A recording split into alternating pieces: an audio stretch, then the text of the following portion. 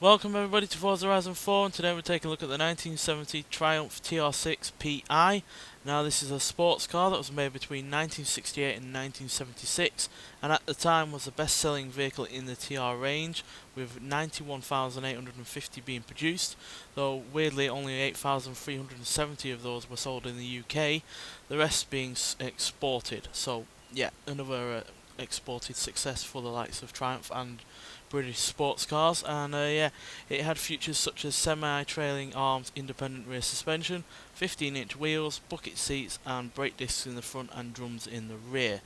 Now this car in styling terms looked pretty much the same as the TR5, it was just slightly more squared off at the front and the rear end. And yeah, the PI stands for Petrol-injection, which was for the UK and other markets, whereas US versions only had carburetors. So yeah, this UK version is more powerful than the US version, and also more economical because of those fuel injectors. And yeah, this is easily one of the best classic British sports cars we've got on this game. And yeah, because it obviously is a Triumph, it means we've had the best lineup of Triumphs on this game as well, with the TR3B and the Spitfire to go along with this.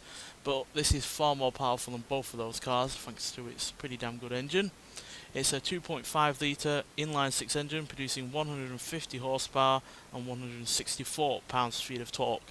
So that's slightly less than the Austin Healey 3000 Mark III in terms of torque, but it's slightly more in horsepower, and because this only weighs 2,438 pounds, it's also lighter than that. So yeah, this is the probably the fastest classic British sports car we've got in this game, outside of your typical, Jaguar types and stuff like that. And yeah, in terms of practicality, well, it's got no rear seats, but it's got a decent sized boot, which is pretty much the least you can ask for in a car like this. And yeah, interior wise, it's pretty basic. Like I said, it's got bucket seats, but everything else is by the numbers really, as you can see. I do like the fact that the gear stick is slightly raised up there. It's a bit like the Honda Civic Type R, but yeah, everything else is pretty much the same, as you can see. So yeah, being a British sports car, let's get out onto those British open roads and see what it can do.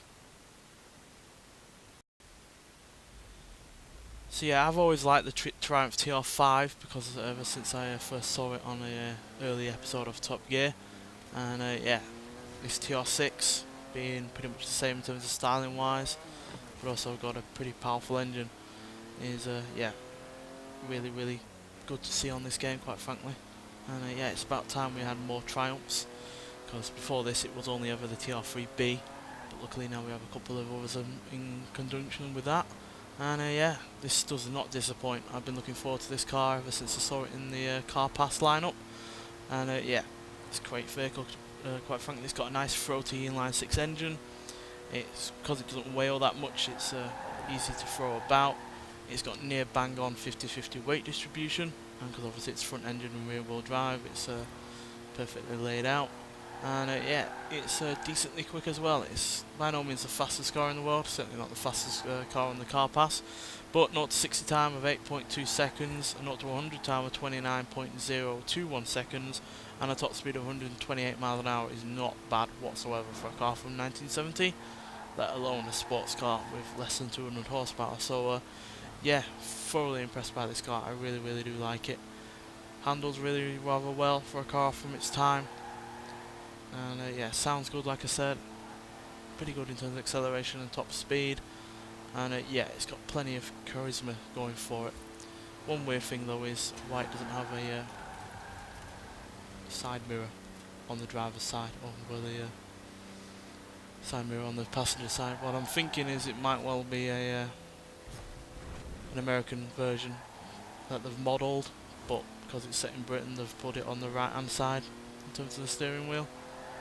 Because yeah, it doesn't make any sense to start, a passenger side side mirror.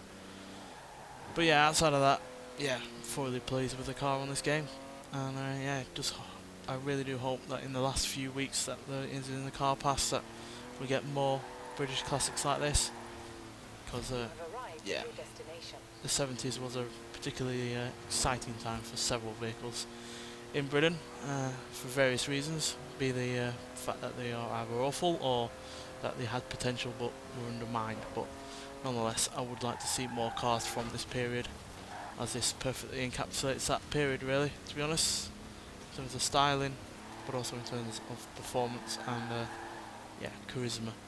Just a shame, really, that they ruined the TR lineup with the TR7 and the brief TR8 in America, because yeah, they didn't look either as good as this or were as powerful as this. Because yeah, despite that TR8 that was only sold in America having a 3.5 litre Rover V8, only had 135 horsepower. So yeah, this was really the last great TR in the Triumph range, and quite frankly might well be the last great Triumph in general, because yeah, they really screwed up with the Stag, and like I said, the TR7, TR8 were really poor, and the Triumph Acclaim was just a boring looking saloon car. So yeah, it is a shame, but you know, I'm glad that we've got such a vehicle like this on the game, because yeah, it's something that we've never had before in a Forza game, and yeah, I doubt it's been all that popular on other racing games either, which is a shame, because it is a cracking vehicle, and I highly recommend trying it out. Nonetheless, thanks for watching, and I'll see you in the next one. Bye.